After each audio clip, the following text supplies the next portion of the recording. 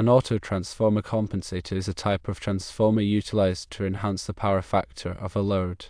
It features a single winding connected to both the source and the load. The winding includes a tap at a specific point to deliver the required voltage to the load.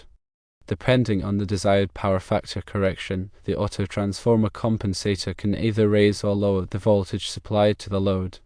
Auto-transformer compensators find common applications in industrial and commercial settings where power factors are low. They contribute to improving the efficiency of power systems by mitigating losses associated with low power factor scenarios. The advantages associated with auto-transformer compensators encompass their affordability, compact size, and lightweight design. Additionally, they are relatively straightforward to install and maintain. Conversely, the limitations of auto-transformer compensators include their restricted voltage range and the potential for voltage distortion. Auto-transformer compensators present a cost-effective means of improving the power factor of a load. They are a suitable choice for applications where the power factor is low and the voltage range is limited. Now let's explore more in detail how these devices work, what makes them unique, and how they can be applied to various situations. The principle of operation hinges on the concept of auto-transformation, where a single winding serves as both the primary and secondary winding. This contrasts with conventional two-winding transformers, where the primary and secondary windings are electrically isolated. In an auto-transformer, a portion of the winding is common to both the input and output circuits. The voltage transformation ratio is determined by the ratio of the number of turns in the entire winding to the number of turns in the tap section. Because of this direct connection, auto-transformers are smaller, lighter, and more efficient than two-winding transformers of comparable ratings. However, the lack of electrical isolation also means that auto-transformers cannot provide galvanic isolation, which can be a safety concern in some applications. In power factor correction, the auto-transformer compensator is strategically employed to inject reactive power into the system. Loads with low power factors, such as those caused by inductive loads like motors, consume reactive power. This reactive power does not perform useful work but contributes to increased current flow and higher losses in the system.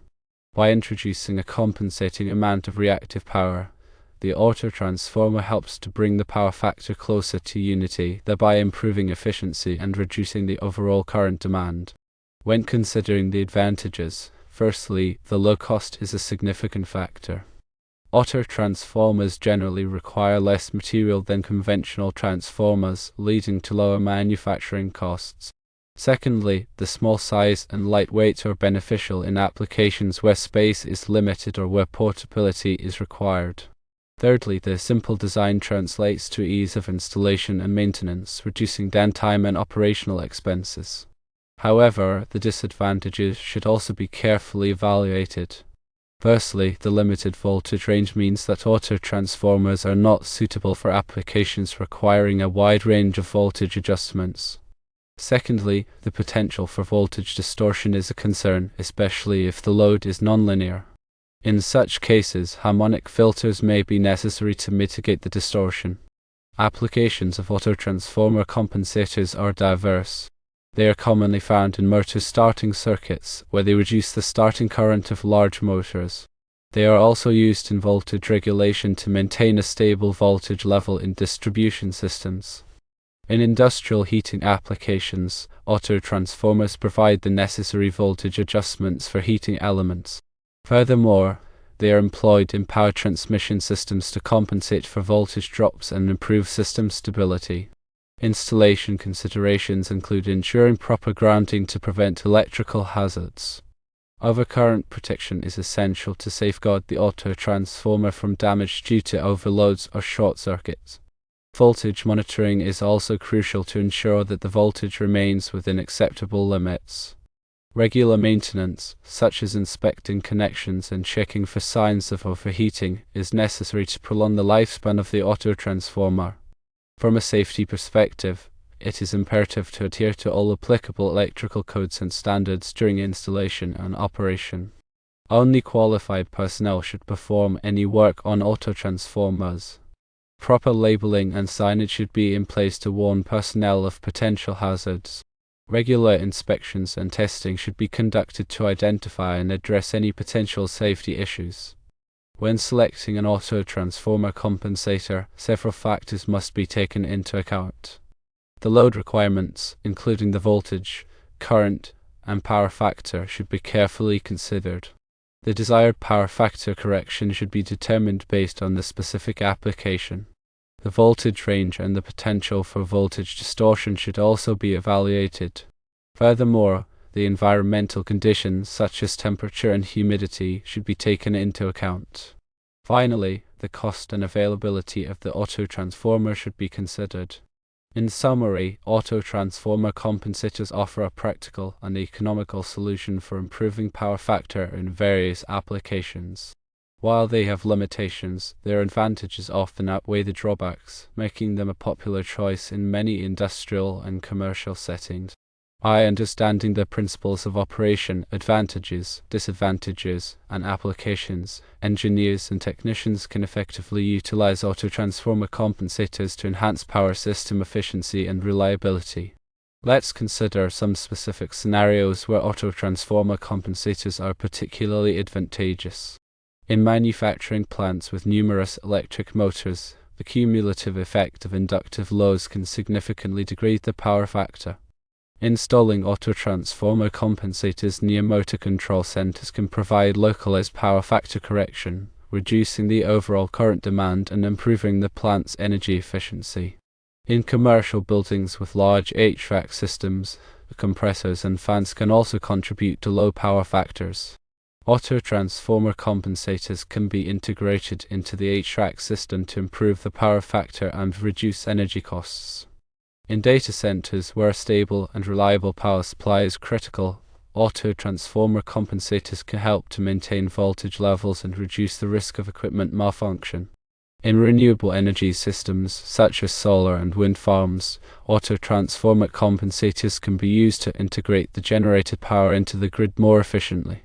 These systems often experience fluctuating voltage levels, and the auto-transformer can help to stabilize the voltage and improve the overall system performance. Now let's delve into the technical aspects of auto-transformer compensators.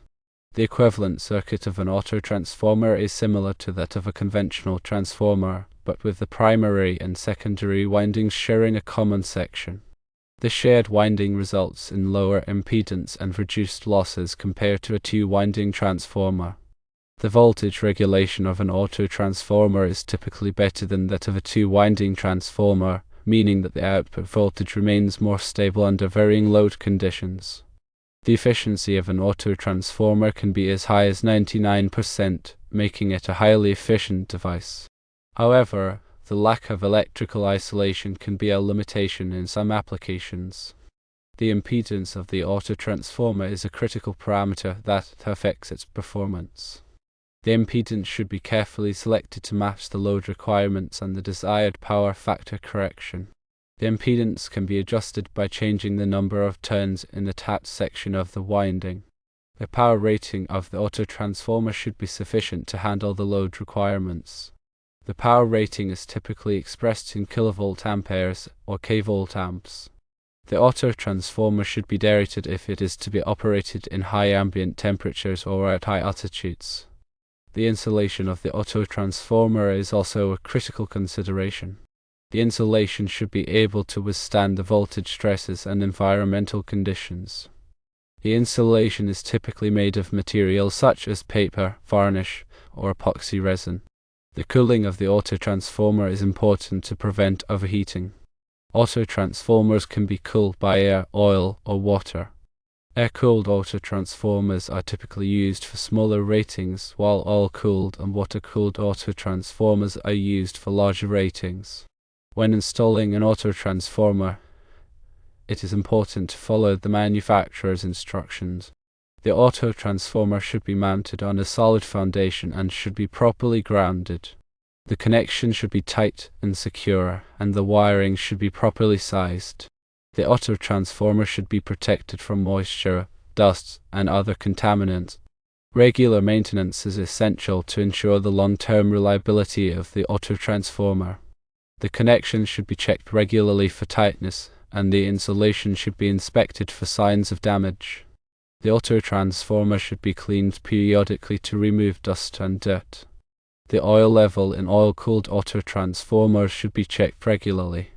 The performance of the autotransformer should be monitored to detect any signs of degradation. If any problems are detected, they should be addressed promptly. Autotransformer compensators are a valuable tool for improving power factor and enhancing power system efficiency.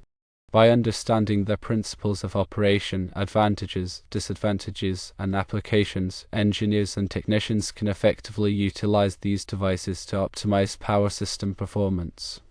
Now let's talk about NEC National Electrical Code considerations when installing autotransformers. The NEC contains specific requirements for the installation and operation of autotransformers to ensure safety and prevent electrical hazards. One key requirement is proper grounding. Section 450.27 of the NEC addresses grounding requirements for autotransformers. It mandates that autotransformers be grounded in accordance with Article 250 of the NEC. Grounding is essential to provide a low impedance path for fault currents, which helps to protect personnel and equipment from electrical shock and damage. Overcurrent protection is another critical aspect. NEC Section 450.3 specifies overcurrent protection requirements for transformers, including autotransformers. Overcurrent protection devices, such as fuses or circuit breakers, must be installed to protect the autotransformer from overloads and short circuits. The size of the overcurrent protection device must be carefully selected based on the autotransformer's rated current and the applicable NEC tables. Wiring methods are also addressed in the NEC. The wiring used to connect the autotransformer to the power source and the load must comply with the requirements of Chapter 3 of the NEC. The wiring must be properly sized to carry the load current and must be installed in accordance with the applicable wiring methods such as conduit, cable tray, or direct burial. Location requirements are also important. NEC Section 450.21 provides requirements for the location of transformers, including autotransformers. Autotransformers must be installed in locations that are accessible for maintenance and inspection. They must also be protected from physical damage and environmental hazards such as moisture and dust. Clearance requirements are also specified in the NEC. Sufficient clearance must be maintained around the autotransformer to allow for proper ventilation and to prevent overheating. The clearance requirements vary depending on the size and type of autotransformer. Labeling requirements are also essential. NEC Section 450.11 requires that autotransformers be clearly labeled with their rated voltage, current, and power rating. The labeling must be durable and easily visible. In addition to these general requirements, the NEC also contains specific requirements for autotransformers used in specific applications such as motor starting and voltage regulation. It is important to consult the NEC and other applicable standards to ensure that autotransformers are installed and operated safely and in compliance with all applicable requirements. Failure to comply with the NEC can result in fines, penalties, and potential safety hazards. Remember that electrical codes can vary from region to region, so it is vital to adhere to the specific regulations applicable in your area. Proper installation, maintenance, and adherence to safety standards are essential for the safe and reliable operation of autotransformer compensators. In conclusion, autotransformer compensators are a valuable tool for improving power factor and enhancing power system efficiency. By understanding the principles of operation, advantages, disadvantages, applications, and NEC considerations, engineers and technicians can effectively utilize these devices to optimize power system performance while ensuring safety and compliance with applicable standards. Let's discuss a specific example of calculating the power factor correction achieved by an autotransformer compensator. Suppose a manufacturing plant has a load of 500 kVA with a power factor of 0.7 lagging. The plant's electrical engineer wants to improve the power factor to 0.95 lagging to reduce energy costs and improve system efficiency. The engineer decides to install an auto-transformer compensator to provide the necessary reactive power compensation. Firstly, calculate the initial reactive power. The initial reactive power can be calculated using the formula reactive power equals apparent power times the sine of the angle whose cosine is the power factor. In this case, the initial reactive power is 500 kV amps times sin arc 0.7, which equals approximately 357 kV amps reactive. Secondly, calculate the desired reactive power. The desired reactive power can be calculated using the same formula, but with the desired power factor. In this case, the desired reactive power is 500 kV amps times sin arc 0.95, which equals approximately 156.2 kV amps reactive. Thirdly, calculate the required reactive power compensation. The required reactive power compensation is the difference between the initial reactive power and the desired reactive power.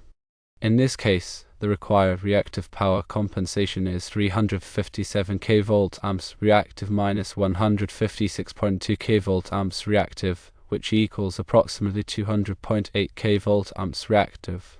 Fourthly, select an auto-transformer compensator with a reactive power rating of at least 200.8 kV amps reactive. The auto-transformer compensator should be sized appropriately to handle the load requirements and provide the necessary reactive power compensation. Fifthly, install the auto-transformer compensator in accordance with the manufacturer's instructions and the applicable electrical codes. The auto-transformer compensator should be properly grounded and protected from overcurrent. Sixthly, after installation, measure the power factor to verify that it has been improved to 0.95 lagging. If the power factor is not within the desired range, adjustments may be necessary. By installing an auto-transformer compensator, the manufacturing plant can improve its power factor, reduce energy costs, and improve system efficiency. This example demonstrates the practical application of auto-transformer compensators in power factor correction.